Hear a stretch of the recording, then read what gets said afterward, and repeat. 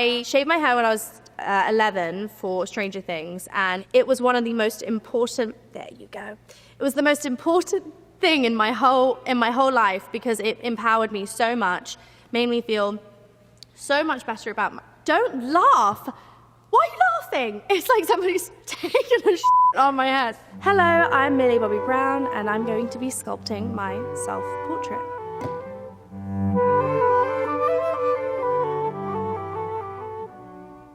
I am a crafty girl. I am. In England, that means something entirely different. But I am a crafty girl. I don't actually like really anything to do with paint or drawing or anything like that. I'm more of like, I like to scrapbook, I like to knit.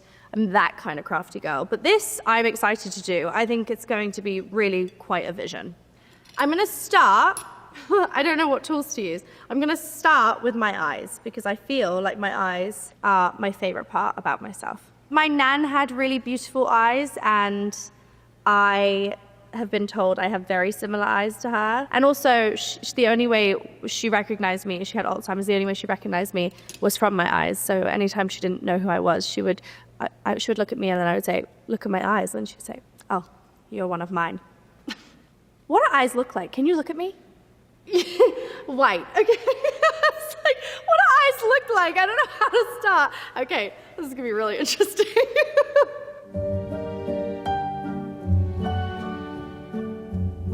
Hannah Montana was pretty influential to me, but also Grease, like Michelle Pfeiffer in Grease. Oh, sorry, yeah, Grease 2. Listen, it's not favorite because of obviously the original, but I was a huge fan. I was in an elevator once with Michelle Pfeiffer, and I couldn't stop staring at her, so sorry about that. How are the eyes looking? Eyes are looking really scary, I'm not gonna lie. I'm hoping to just make it all a little bit better.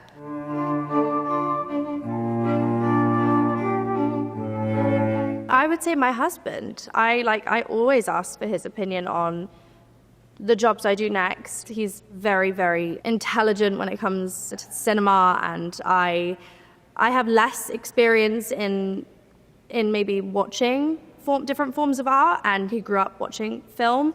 He likes things that are very prolific and like metaphorical, and I like things that are just really easy to understand, really straight to the point. I really don't like being surprised by an ending of a film. I like to be very, very expected. He likes these really wonderful plots that you kind of really don't, and I'm like, babe, like Finding Nemo. That's it, that's where it's at. But I love that about him. I just think it's just something that I just didn't really grow up. I love musicals, and he does like musicals. I mean, not when I'm singing it to him every single day, but he does like musicals. But I have become a new fan of Star Wars because of him. I had to go down that journey really before we got married because it was very, very important to him that I watched all of them in the right order. You know, happy husband. They don't have a saying for that one, do they? Ultimately, I go with my gut instinct, which I think is so important. But yeah, I have great people around me that I'm able to. The eyes are so scary. I'm actually having trouble looking at it's really bad. I can't wait to show you. Are you giving yourself a particular expression? Kind of like my resting bitch face. Hold on. That's not my resting. But right now, this is what I look like. That is what I look like right now, so I'm just trying to make myself relaxed.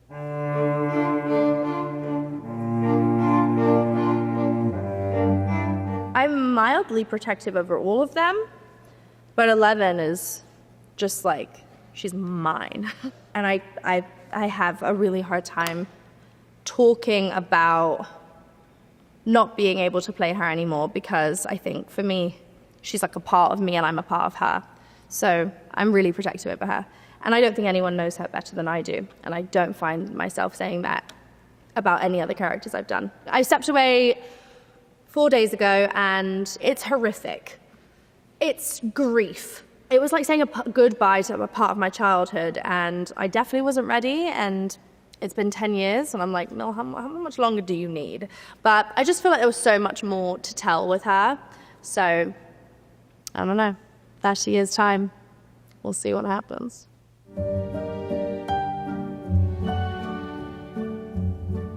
I don't think there's much of a difference. Everyone has this, like, perception of me that I do think I have to meet. And it is a bit hard to meet expectations sometimes, especially because my audience is a lot younger.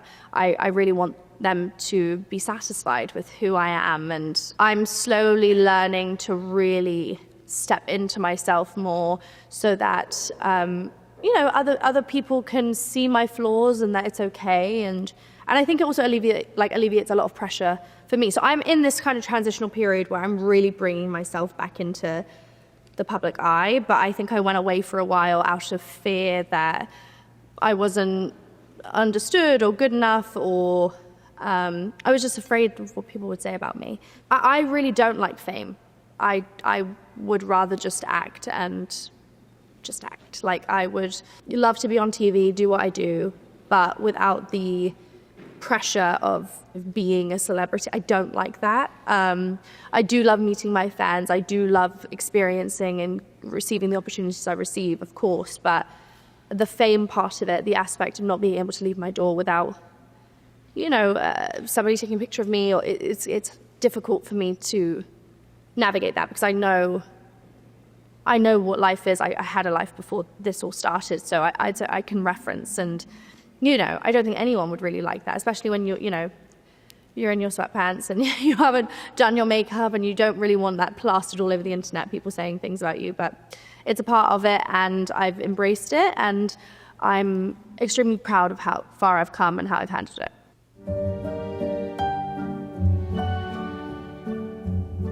You know what I really don't like? I don't like being on a roller coaster when somebody's recognized me, because I'm trapped and because I feel like I can't look anywhere. Like, it's like that, and also food shopping. I'm always really, like, I hate people looking into my cart. I'm like, oh. It's just weird. I have a weird shopping list because I like very specific, like, carrots. We're not going to get into it. But, I just know people. I know people are looking, and I think maybe those things, like, they're more just normal day-to-day things. But when I'm prepared, like, I'm going to an event, I'm prepared, I'm in the mindset. But, like, when you're doing normal day-to-day, like taking my little sister out, I don't like being recognized because I want her to feel like she's part of a normal life. And when people are, like, screaming my name down the street, I think she does get a bit like, who is she? She doesn't care. Okay, my ear is not well right now. So I don't know if you can see this, but there's one very big one. You know what I'm going to do? I'm going to add more. I'm going to make it even. That's fine. Okay. All right, we're just going to leave the ears. I just don't think ears are for me. I have a Cupid's bow. Can you see it? That's what I'm doing right now. I think I've actually killed that. That's probably the best part I've done so far. I am going to put a bit of lipstick on. You know what? I'm going to do a brown lip, because in Electric State I'm wearing brown lipstick. I feel like this is full circle. Ooh. I think I have an interesting relationship with friendships because I didn't grow up around anyone. I didn't grow up in school, and I was with my family a lot, and I was with, obviously the kids from Stranger Things. I really grew up with them. And I think I have maybe a little bit of trouble with socializing. Like, I can socialize with people 10 years older than me. Like, I'm fine with that. It's the people that are my age that I have a really hard time connecting with. And I feel like I don't fit in. And it's not anyone's fault but my own. It's just my own self-doubt of, like, do I get what they're talking about? And do I sound cool? And I question everything I say. And I think, whereas if somebody 10 years older, I can, like, I don't know. I grew up on a set, so you can only imagine the things that I heard, and the amount of people there, and they're all 50, 60 years old, and I bonded with them. They're my family, and so I can talk to those kinds of people. It's just really hard for me to talk to people my own age. But I think I look for in a friend. I look for some people, people that are loyal and trustworthy. Trustworthy is a huge one. Like, if I can't trust you, especially with what I do, it's just an immediate. What can I use water for? I really want to dip my fingers in it, and I just don't know how. Oh, yeah. How old would I be then? I need to know how old I would be. 40. Oh, 40. I just gulped. I was like, oh, that's an age. Probably 4 kids, lots of animals. Jake, get on board real quick. I need to be driving a mini, like a soccer mum car.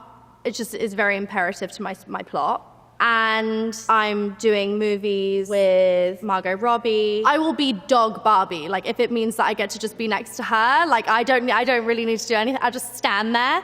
I will get her coffee. I will do anything. And then, what else do I want to be doing? So I've got one eyelash that's just going a bit into the eyebrow, but I feel like that's fine. Like, it's fine. That happens sometimes. I really don't want to show this to anyone. This is really, really bad. And, like, I really wish I said I should have painted now. Well, do you want to give yourself any hair? You don't have to. Oh, yeah, hair. I usually don't think about hair. When I shaved it, now I'm like, hair is literally, like, not a part of my aura. She is bald, always, in the inside. Oh, yeah, in 20 years, I hope to have shaved my head again. So basically, I shaved my hair when I was 11 for Stranger Things, and it was one of the most important, there you go. It was the most important thing in my whole life because it empowered me so much, made me feel so much better about don't laugh. Why are you laughing? It's like somebody's taking a shit on my head. There's now brown fingerprint marks all over it. How do I fix it? What happened was I tried to put hair on, and then my wet fingers made really, really big fingerprint marks on my face. It really doesn't look good. So, yeah, I love shaving my hair off. It was an amazing experience, and I would do it again in a heartbeat. I just loved it when it rained. It was like a massage every day. And having hair is really annoying. Like, I'd hope, yeah, it's a task. It's like another thing to worry about. There's just some bald spots, but you know, again, that's normal. It's who I am. It's who I am. Yeah, that's what we want to see, I think. This is looking good. Did you see a piece of it? No, you didn't. You didn't. You didn't see her. Laser tag. I just did laser tag the other day, and I was like, I think this is my calling. I was very good at it. I screamed a lot. I yelled. I forced people to apologize when they shot me. I think it's like a good communication thing for me. I would say laser tag. Also, I lasted probably about like 20 minutes before everyone else was like tired, and I was the last one that was like, I could keep going. Like, this is fine. So I think that I could do. Any other kind of physical activity is just not my bag. Do I have any bald spots here? There's one on the back. You see that bald spot? No, I don't see that. What are you talking about? Well, let me just throw on a little blush, and I think I'll be on my way. I really will.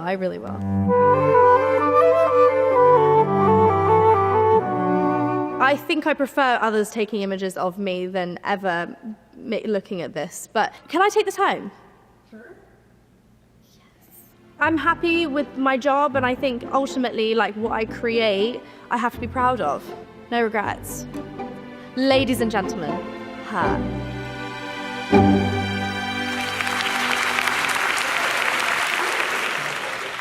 There she is. You know what? I'm gonna actually talk behind her. Guys, thank you so much for watching this video. So much love, and speak soon. Toodles.